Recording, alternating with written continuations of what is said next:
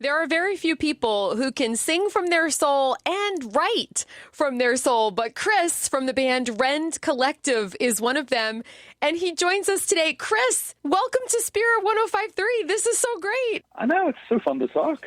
Seeing as how you're from Northern Ireland, I have this picture in my mind right now of you sitting on a rolling green hill overlooking a castle and chatting with us on your smartphone. Is that about right? To be honest with you, can I tell you a little bit about my environment right now? Please. Yeah. I'm currently in the back of the bus where everybody has put all of their dirty laundry. So there's I'm making a sort of laundry angel to try and get some space, you know.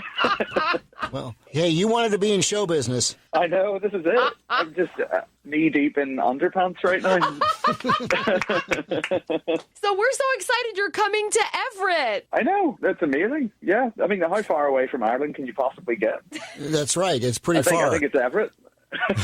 Yeah. So what are you going to say to the people in Everett when you're on stage? How are you going to encourage people? Well, first of all, I'm going to tell them the scandalous news about Ireland, which is that we don't have Lucky Charms. Oh. Well, a lot of artists have a cause. And, for some people, it's it's like World Vision, or some people it's compassion. But for us, it's just telling people that we really need to get Irish cereal in Ireland.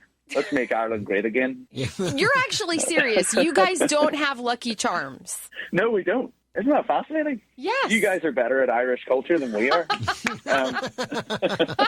But on a more serious note, I think what we always try to communicate is simply that joy is possible. We're a band who's all about celebrating. And so the thing that we are always talking about is the verse in Scripture that says that the joy of the Lord is our strength. And that means that in our darkest moments and our lowest times, they're actually still on the other side of our sadness can be joy. And we're always just trying to point people to that particular fruit of the Spirit, because it's one that gets neglected a little bit. Yes. Absolutely. You're always counting every blessing. This is what we hear, Sorry, I had to do that. That's it. Chris, you are one of those, I'll say it, you're my favorite person to follow on social media. When I see the handwriting font, I'm like, oh, he's got something really important or interesting to say. And I want to share one of those things that I saved in my phone.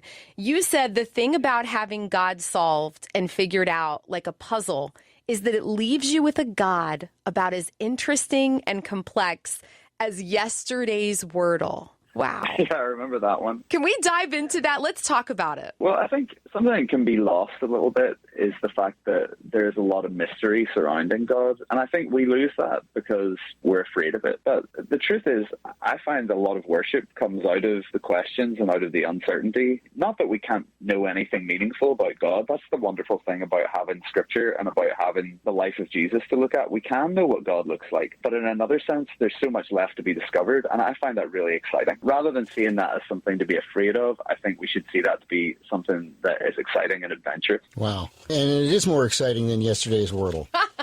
Well, yeah, I know. Well, have you ever had someone spoil a Wordle on you? Yes. I went to a Twitter account that I thought was a joke that said it had the same day's answers on it. I don't know how they did that. Yeah, that's not what you want at all, is it? No. Honestly, it has brought me faith in humanity, though, to see that we've all had to come to the same agreement.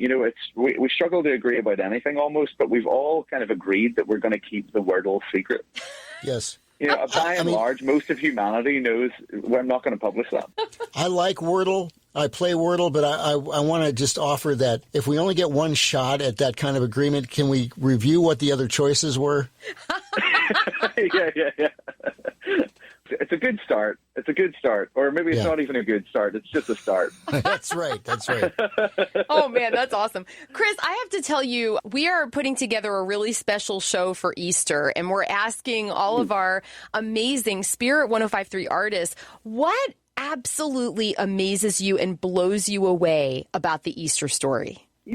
I think the thing that blows me away the most is the implications that it has for me. I used to think that the resurrection, all that it really meant was that whenever I die, I get to go to heaven. And while it does mean that, it means so much more than that. It means that every time I get knocked down in life, it means every time I get beat up in life, that I can know that I have that resurrection power inside me and I can get back up again. So I think the thing that has really inspired me about the Easter story is that Jesus is resurrecting all the time, as opposed to just once when I'm dead. Wow, that's powerful. I feel like, Steve, we should ask Chris if you guys have chocolate bunnies, the hollow ones in Ireland, or the solid. How does that work? What do you guys have? I wish we had the solid ones. I haven't encountered a solid one. I'll tell you, we have a whole range of Cadbury's chocolate, which is really, really good. That's our UK chocolate brand, and it really is fantastic. Mm-hmm. But the one thing that we don't have is we don't have any Reese's stuff. Oh! And that's what, since coming to the States, I'm kind of like, I think we were missing out there. Yeah. But this is another ministry I've got. Yes. I'm bringing the Lucky Charms back, and I'm bringing the Reese's over. Mostly You are confectionery. Yeah. That's awesome. Yeah, I love your heart behind this. It's very touching. Yeah. Hey, Chris. I'm a deep person. You are. You're amazing. We would love to get your thoughts about Ukraine right now. I mean, it's so mind-boggling, and it's heart-boggling, too, when you think about the plight of the refugees. Where are you seeing hope in Ukraine these days? You know, I think whenever I read that stuff, it just really draws me back into the scripture in a really fresh way. I find myself reading those Psalms of lament and finding real comfort and strength in those. It's funny, when you're not going through hard times, the Psalms of lament and those parts of the Bible can sometimes seem like kind of a bummer. Yeah.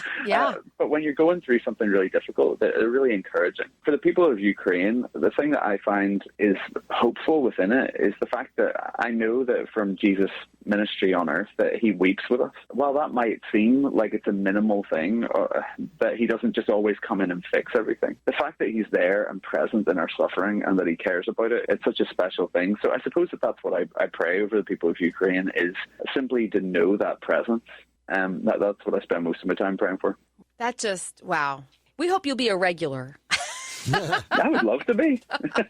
Chris, thank you for hanging out with us. God bless you, and safe travels. Thanks, Chris. Such a pleasure. Thank you so much. Good luck on the laundry.